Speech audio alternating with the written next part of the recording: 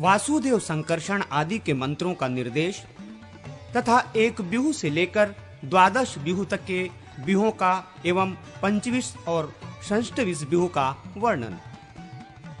नारद जी कहते हैं, ऋषियों, अब मैं वासुदेव आदि के आराधनीय मंत्रों का लक्षण बता रहा हूं। वासुदेव, संकर्षण, प्रद्युम्न और अनिरुद्ध, इन 4 बिहू मूर्तियों के नाम के आदि में ओम, फिर क्रमशः अ, आ, अम, अह, ये 4 बीज तथा नमो भगवते पद जोड़ने चाहिए और अंत में नमः पद को जोड़ देना चाहिए। ऐसा करने से इनके पृथक पृथक 4 मंत्र बन जाते हैं। इसके बाद नारायण मंत्र है, जिसका स्वरूप है ओम नमो नारायणाय, ओम तत्सत् ब्रह्मणे ओम नमः, ये ब्रह्म मंत्र है। ओम विष्णवे नमः, ये विष्णु मंत्र है। ओम छौं ओम नमो भगवते नरसिंहाय नमः, ये नरसिंह मंत्र है। ओम भूर्नमो भगवते वरायाः, ये भगवान वराह का मंत्र है। ये सभी मंत्र राज हैं। उपर्युक्त 9 मंत्रों के वासुदेव आदि 9 नायक हैं, जो उपासकों के वल्लभ इष्ट देवता हैं। इनकी अंग क्रांति क्रमशः जवा कुसुम के सदृश अरुण, हल्दी के समान पीली, नीली, श्यामल, लोहित, मेघ सदृश, अग्नि तुल्य तथा मधु के समान पिंगल है। तंत्रवेत्ता पुरुषों को स्वर के बीजों द्वारा क्रमशः पृथक पृथक हृदय आदि अंगों की कल्पना करनी चाहिए। उन बीजों के अंत में अंगों के नाम रहने चाहिए, यथा ओम आ हृदयाय नमः, ओम ई शीर्षे स्वाहा, ओम उम शिखाय वष्टः। और उन अंग नामों के अंत में नमः आदि पद जुड़े होते हैं, यथा क्लाय हृदयाय नमः, क्लिंग शीर्षे स्वाहा इत्यादि। हरस्व स्वरों से युक्त बीज वाले अंग उपांग कहलाते हैं। देवता के नाम संबंधी अक्षरों को पृथक पृथक करके उनमें से प्रत्येक के अंत में बिंदुवात्मक बीज का योग करके उसमें अंगन्यास करना भी उत्तम माना गया है। अथवा नाम के आदि अक्षर को दीर्घ स्वरों एवं ह्रस्व स्वरों से युक्त करके अंग उपांग की कल्पना करें और उनके द्वारा क्रमशः न्यास करें। हृदय आदि अंगों की कल्पना के लिए व्यंजनों का यही क्रम है। देवता के मंत्र का जो अपना स्वर बीज है, उसके अंत में उसका अपना नाम देकर अंग संबंधी नामों द्वारा पृथक पृथक 5 से लेकर 12 अंगों तक के न्यास वाक्य की कल्पना करके सिद्धि के अनुरूप उसका जप करें। हृदय, सिर, शिखा, कवच, नेत्र और अस्त्र, ये 6 अंग हैं।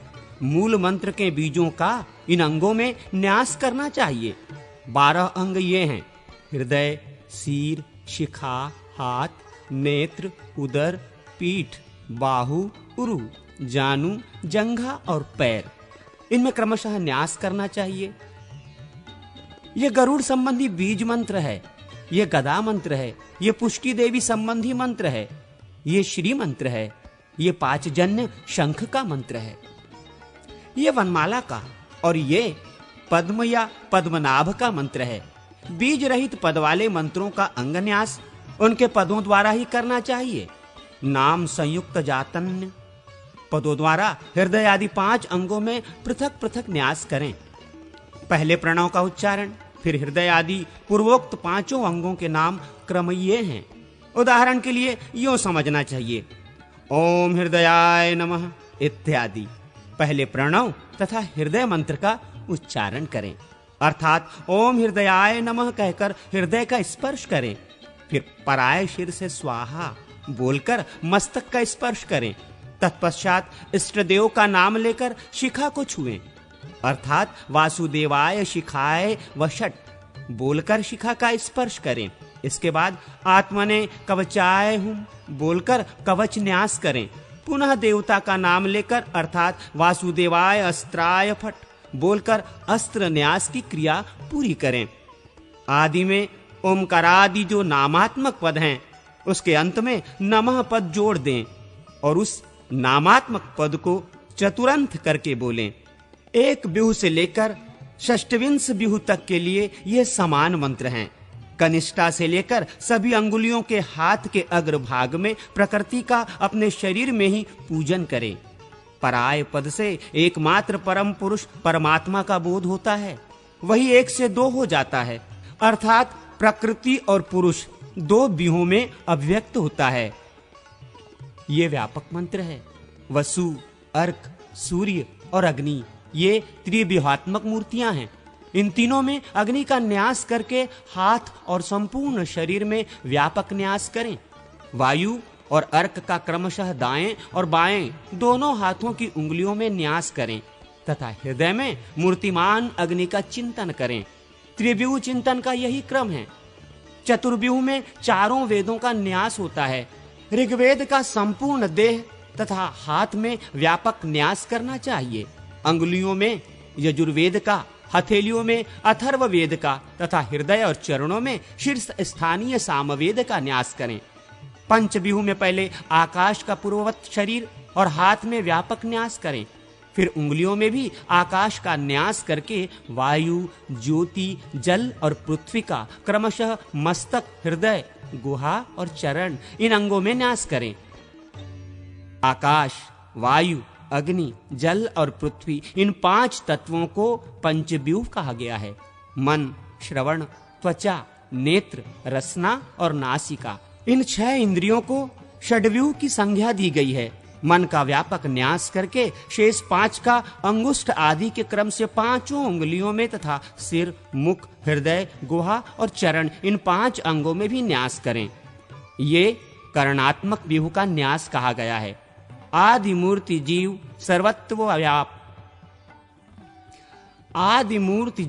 सर्वत्व व्यापक है। भूर्लोक, भुवरलोक, स्वरलोक, महरलोक, जनलोक, तपोलोक और सत्यलोक ये 7 लोक सप्तव्यूह कहे गए हैं। इनमें से प्रथम भुवरलोक का हाथ एवं संपूर्ण शरीर में न्यास करें। भुवरलोक आदि 5 लोकों का अंगुष्ठ आदि के क्रम से 5 उंगलियों में तथा 7वें सत्यलोक का हथेली में न्यास करें। इस प्रकार ये लोकात्मक सप्तव्यूह हैं, जिसका पूर्वोक्त क्रम से शरीर में न्यास किया जाता है। अब यज्ञात्मक सप्तव्यूह का परिचय दिया जाता है। सप्त यज्ञ स्वरूप यज्ञ पुरुष परमात्मा देव श्रीहरि संपूर्ण शरीर एवं सिर, ललाट, मुख, हृदय, गुहा और चरण में स्थित हैं, अर्थात उन अंगों में उनका न्यास करना चाहिए। वे यज्ञ इस प्रकार हैं: अग्निहोष्ट, अग्निष्टोम, उकत्थ, षोडशी, वाजपेय, अतिरात्र और आप्तोर्याम ये 6 यज्ञ तथा 7वें यज्ञात्मा इन 7 रूपों को यज्ञमय सप्तव्यूह कहा गया है। बुद्धि, अहंकार, मन, शब्द, स्पर्श, रूप, रस और गंध ये 8 तत्व अष्टव्यूह रूप हैं। इनमें से बुद्धि तत्व का हाथ और शरीर में व्यापक न्यास करें। फिर उपर्युक्त 8 तत्वों का क्रमशः चरणों के तलवों, मस्तक, ललाट, मुख, हृदय, नाभि, गुहा, देश और पैर इन 8 अंगों में न्यास करना चाहिए। इन सबको अष्टव्यूहात्मक पुरुष कहा गया है। जीव, बुद्धि, अहंकार, मन, शब्द, स्पर्श, रूप, रस और गंध गुण इनका समुदाय 9 व्यूह है। इनमें से जीव का दोनों हाथों में अंगूठों में न्यास करें और शेष 8 तत्वों का क्रमशः दाहिने हाथ की तर्जनी से लेकर बाएं हाथ की तर्जनी तक 8 उंगलियों में न्यास करें। संपूर्ण देह, सिर, ललाट, मुख, हृदय, नाभि, गुहा, जानु और पाद इन 9 स्थानों में उपर्युक्त 9 तत्वों का न्यास करके इंद्र का पूर्ववत व्यापक न्यास किया जाए तो यही 10 व्यूहात्मक न्यास हो जाता है। दोनों अंगुष्ठों में, तलद्वय में, तर्जनी आदि 8 अंगुलियों में तथा सिर, ललाट, मुख, हृदय, नाभि, गुहा, उपस्थ और गुदा, जानुद्वय और पादद्वय इन 11 अंगों में 11 इंद्रियात्मक तत्वों का जो न्यास किया जाता है उसे एकादश व्यूह न्यास कहा गया है। ये 11 तत्व इस प्रकार हैं: मन, श्रवण, त्वचा, नेत्र, जिह्वा, नासिका, वाक, हाथ, पैर, गुदा और उपस्थ। मन का व्यापक न्यास करें। अंगुष्ठद्वय में श्रवण इंद्रियों का न्यास करके शेष त्वचा आदि 8 तत्वों का तर्जनी आदि 8 उंगलियों में न्यास करना चाहिए। शेष जो 11वां तत्व उपस्थ है उसका तलद्वय में न्यास करें।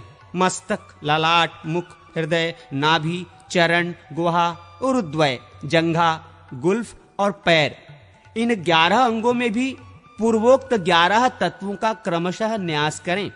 विष्णु, मधुसूदन, त्रिविक्रम, वामन, श्रीधर, ऋषिकेश, पद्मनाभ, दामोदर, केशव, नारायण, माधव और गोविंद, ये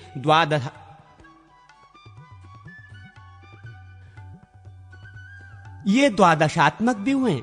इनमें से विष्णु का तो व्यापक न्यास करें और शेष भगवान नामों का अंगुष्ठ आदि 10 उंगलियों एवं करतल में न्यास करके फिर पादतल, दक्षिण पाद, दक्षिण जानु, दक्षिण कटी, सिर, शिखा, वक्ष, वाम कटी, मुख, वाम जानु और वाम पाद आदि में भी न्यास करना चाहिए।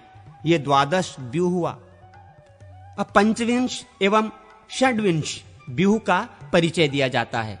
पुरुष, बुद्धि, अहंकार, मन, चित्त, शब्द, स्पर्श, रस, रूप, गंध, श्रोत्र, त्वचा, नेत्र, जिह्वा, नासिका, वाक, हाथ, पैर, गुदा, उपस्थ, भूमि, जल, तेज, वायु और आकाश, ये 25 तत्व हैं। इनमें से पुरुष का सर्वांग में व्यापक न्यास करके 10 का अंगुष्ठ आदि में न्यास करें।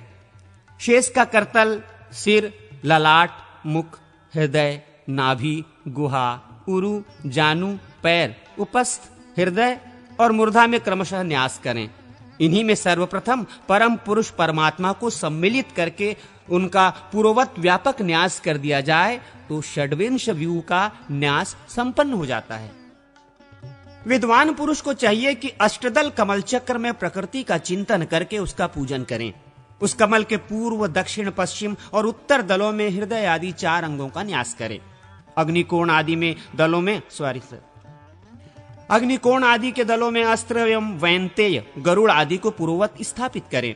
इस तरह पूर्वादि दिशाओं में इंद्रादि दिक्पालों का चिंतन करें। इन सब के ध्यान पूजन की विधि एक सी है। सूर्य, सोम और अग्नि रूप त्रिव्यूह में अग्नि का स्थान मध्य में है। पूर्वादि दिशाओं में दलों में जिनका आवास है उन देवताओं के साथ कमल की कर्णिका में नाभस आकाश की भांति व्यापक आत्मा तथा मानस अंतरात्मा विराजमान है। साधक को चाहिए कि वो संपूर्ण मनोरथों की सिद्धि के लिए तथा राज्य पर विजय पाने के लिए विश्वरूप परमात्मा का यजन करे। संपूर्ण व्यूहों, हृदय आदि 5 अंगों, गरुड़ आदि तथा इंद्र आदि दिक्पालों के साथ ही उन श्री हरि की पूजा का विधान है। ऐसा करने वाला उपासक संपूर्ण कामनाओं को प्राप्त कर सकता है। अंत में विश्वक्सेन की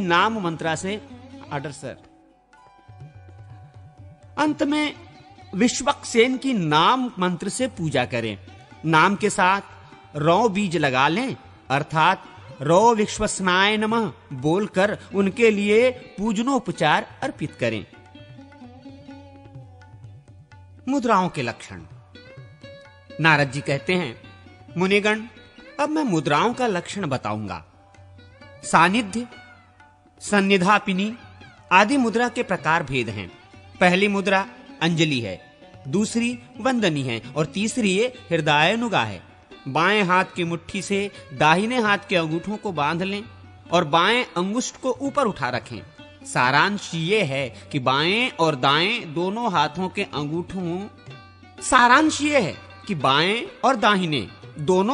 के अंगूठे ऊपर की ओर ही उठा रहे।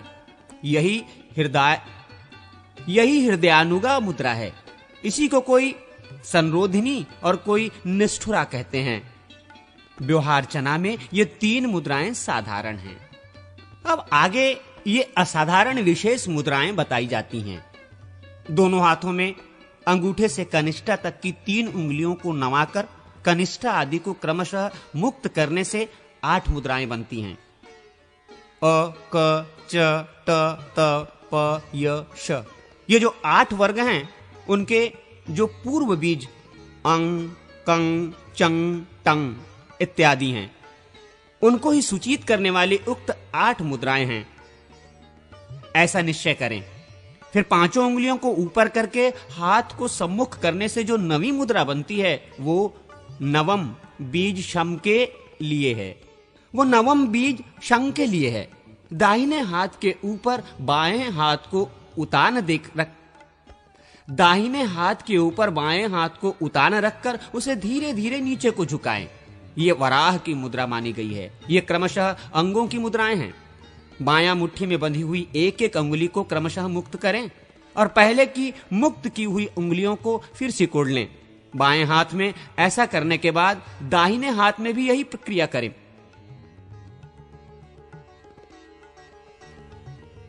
बाएं हाथ में ऐसा करने के बाद दाहिने हाथ में भी यही क्रिया करें। बाईं मुट्ठी के अंगूठों को ऊपर उठाए रखें। ऐसा करने से मुद्राएं सिद्ध हो जाती हैं।